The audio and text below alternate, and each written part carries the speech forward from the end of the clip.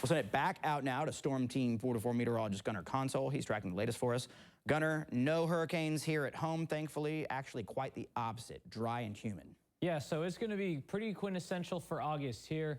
And since we're both from Florida, and I know a lot of people frequent Florida, we'll just spend just a second on Tropical Storm Debbie. It is turning off in the Gulf, and if you're curious, my hometown is right there. My parents say that the first day of school tomorrow is going to be online because of the hurricane pushing through the Big Bend region of Florida. Now, winds are only 70 miles per hour, and the reason why we can expect historical flooding rains is, look at this cone. We have a white line for every 12 hours, and once you get these white lines pretty clumped together, that means that storm isn't moving anywhere. So from Tuesday to Friday, it's only going to move about 50 miles eastward. So we're talking about pummeling rains for the Georgia and South Carolina coasts. Now let's turn our attention back to the tri-state. We aren't going to be really seeing anything too outrageous this week, fortunately. We had our round of bad, nasty weather last week. 80 degrees right now, pretty warm for this time of the night, and humidity is also up there. 72-degree dew point means it's muggy.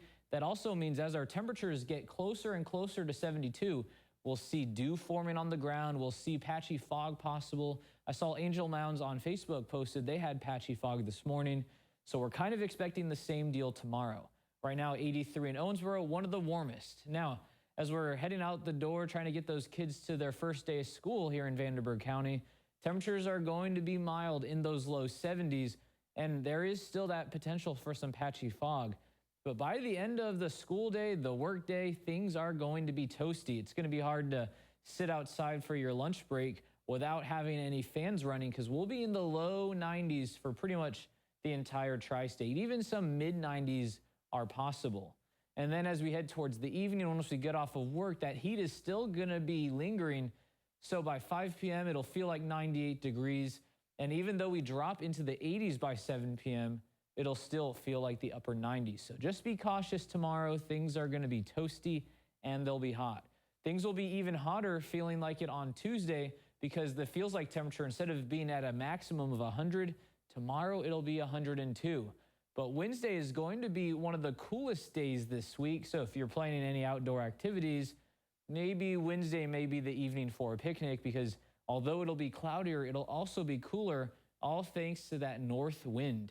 And that north wind will also help deliver some pretty nice air for the second half of the week.